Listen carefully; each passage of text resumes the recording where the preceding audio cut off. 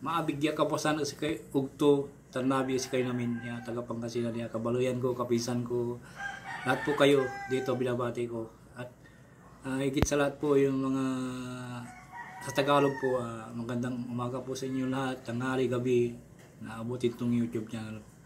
Ang ibabagi ko po, i-share po muna ako ng herbal na magagamit po nyo yung mga may sakit sa puwet, halimbawa almoranas, ibabagi ko po sa inyo yung kumuha po kayo ng 40 pirasong dahon ng bayabas, tapos hugasan nyo at ilaga po ng 15 minutes, tapos ilagay nyo sa arinola. Huwag nyo ilagay sa arinolang plastic, yung arinolang basta arinolang hindi plastic, bawal yung plastic.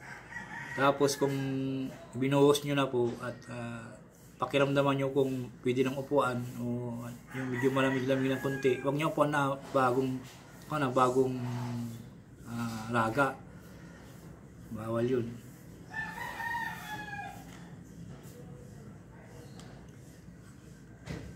Basta upuan nyo na po yung medyo malamig-lamig na. Tapos ang paggawa po ay sa isang linggo, 2 beses lang po. Ang almoranas natin ay liliit,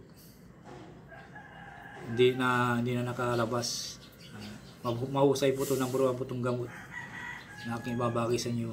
Minana ko pa sa lula ko po ito na nakita ko po sa libritan niya na ang dami po doon na panggamot ng herbal, kaya i-share ko po sa inyo. Ako po ay hindi po nagbubula, ako personal po akong tao dito, nagbabagay po sa inyo ng aking kalaman para may share nyo po sa iba. Hindi po ako dito nagbabagay o gumagawa lang po ng mga anomalya, kundi sinishare ko po para matulungan po nyo ako, matulungan ko po kayo. At maraming salamat po. Sana po wag nyo i-skip po yung video ko. Ang i-share ko po sa inyo yung orasyon kapag ang babae ay matigas magsalita at nagmumura. Ito po ay magagamit po natin sa mga may asawa natin lalaki, babae, may asawa natin na pag nagsalita, nag-aaway ka agad, nagkukan, hindi kayo magkaintindihan. Dapat ang mag-asawa po ay magmamahalan po. Kung kunti lang po ang halimbawa, nagkun tayo tapos away lang kunti, bati, maganda po yun, wag lang yung magsakitan. Pag nagsakitan na po, gamitin nyo na po itong orasyon na to at aamusin nyo yung asawa nyo na parang tupa na hindi iimik, hayakapin lang po kayo.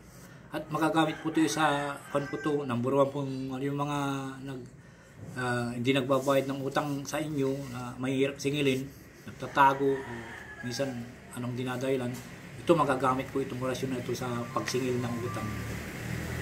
Narito po ang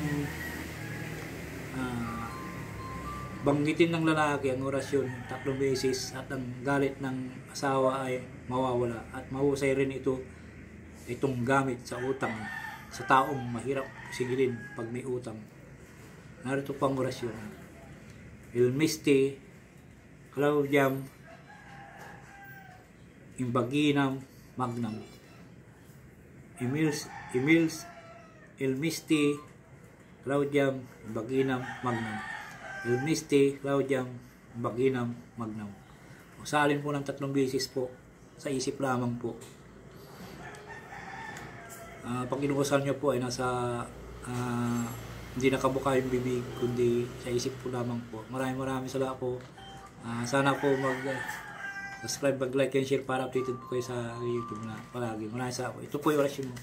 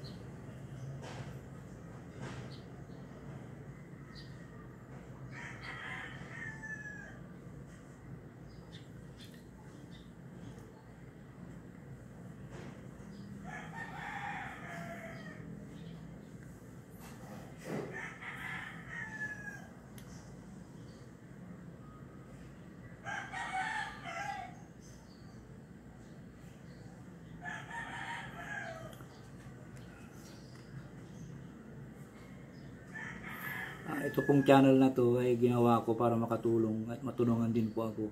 Sana po tangkilikin nyo palagi ang YouTube channel ko. Marami po ako ibabagi sa inyo.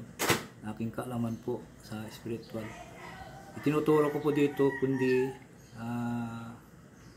para magamit po nyo sa araw-araw at maitulong po nyo sa iba. Maraming salamat. Sana mag-subscribe, mag-like and share para updated palagi kayo sa aking YouTube channel. Maraming salamat po. Bye po.